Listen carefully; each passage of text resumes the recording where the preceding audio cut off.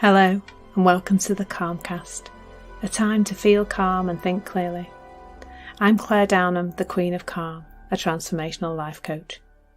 I was a burnt-out head teacher who finally made the journey to calm after years of trying, and I want to prevent you from having to do the same. The Calmcast is a series of short explorations, gently guiding you back to your natural state, which is calm and clarity. Just listen like you would listen to music, with an open mind and curiosity. There's nothing else to do.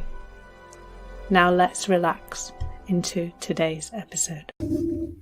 So today's episode is entitled Thought Audit, and it's come about because a few days ago I helped my daughter to clear out some stuff before she goes back to university in September.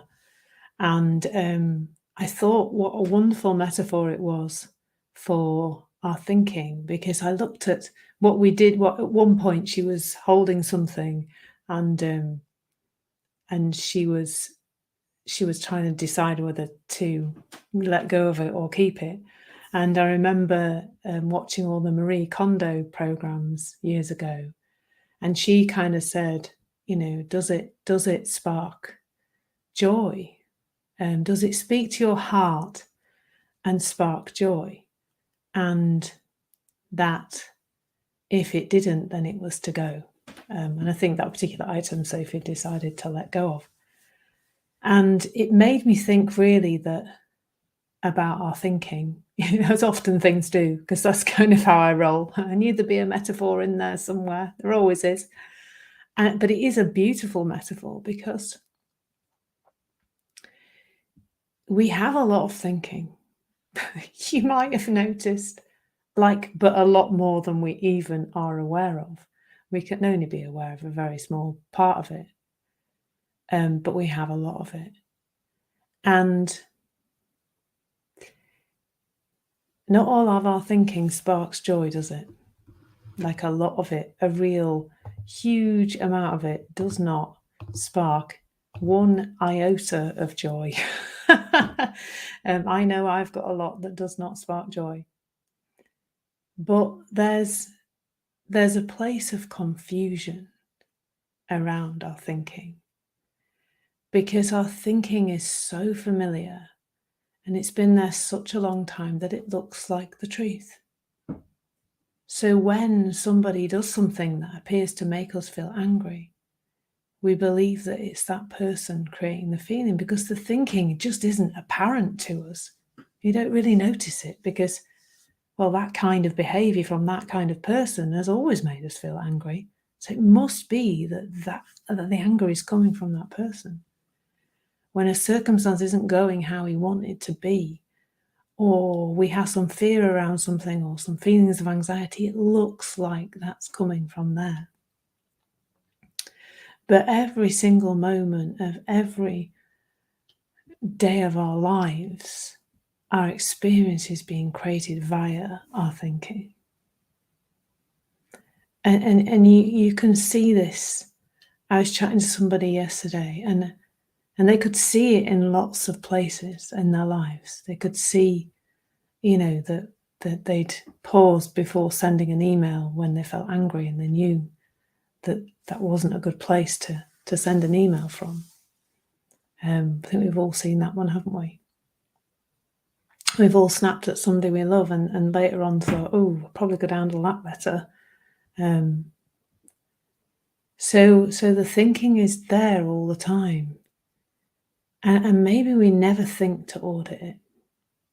Maybe we never think to have a moment where is this serving us? Is this creating something we want? And that's because we think it's coming from the outside. Now, the moment we start to see that it's coming from the inside, that it is in fact thought in the moment that's creating that feeling, not the outside world, not the people or the circumstances or the situations that we're in. It isn't that at all. It's coming from inside us. then it begins to make sense to consider our thinking and audit it. But then we might think, well, how do I do that? How do I know which thoughts are serving me and which aren't? How do I know which to let go of and which to kind of hold on to? Well, the first thing is not many of them you probably need to hold on to, because when you start to let go of the old, fresh and new stuff comes, and it's generally a lot more helpful because it's generally what's applicable to this moment. And this moment is your only reality. If you have thinking that occurs fresh and new from that space in this moment, that thinking is to do with this moment, tends to be less to do with the stuff you've carried around for donkey's years. But you are also being guided by wisdom. Because back to Marie Kondo's words, does it fill your heart with joy? Does it speak to your heart? Does it fill your heart with joy? If your thinking isn't doing that, you will feel that. If you have those angry thoughts about another person and their behavior, then you will feel angry because of your angry thinking. Does that serve you? Does it feel nice in your body? If it's not feeling nice in your body, I have to tell you that there are some icky chemicals being released into your body. And this is not about suppressing emotions. It's about knowing what you're doing. And then we can start to audit. We can start to make choices. And the choices to me look a bit like this, and this is just how I see it at this moment. I might see it differently next week or tomorrow. That when I'm in a place of awareness, I notice a feeling, and then I kind of have some awareness that my thinking is off. And I have to say, when I say a thought audit, maybe it's a feeling audit, I don't know, but I'm not always totally aware of the specific, it's not like a banner going across my head, the specific of the thought, but I know I'm not present. I know I'm not connected to the person in front of me. I know I'm caught up in some kind of story of what it should be like and how it isn't that way. And then my inner guidance knows what to do. And for me, often that is to pause. Because when we think it's coming from the outside world, the last thing we do is pause, isn't it? We do in the world. We act. We react.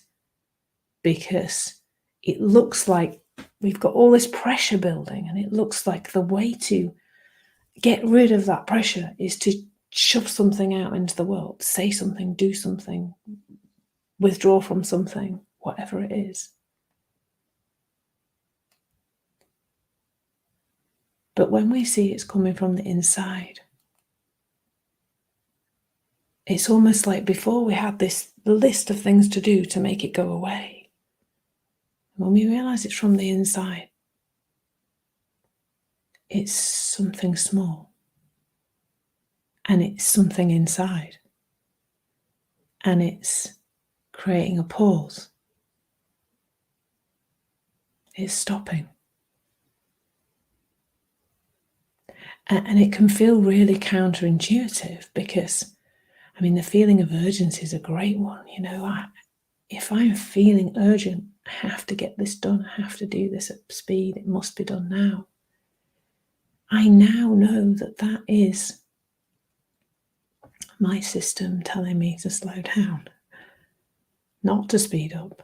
It used to feel like it was designed to speed up, but not anymore. I know now that if I have an urgent feeling, I've got urgent thinking. And I don't know, most of us will probably tell our friends with urgent thinking to sit down and stop, take a breath. You don't need to do that right now. Have a moment. Don't always see in ourselves though, do we? So once you understand that your feelings are coming from thought in the moment, auditing your thoughts becomes part of your everyday activity. And for me, I can really see that will never end. Because I suspect if I reached the point where I wasn't creating reality through, because I didn't have any thinking that I saw to be true anymore, then I would become a beam of light and go to heaven. I think that's what happens, doesn't it? We become a cross-legged guru and sit in peace the whole time. And I'm a way off that, to say the least. I still get caught up in lots of things. But it's seeing whether or not they're serving you.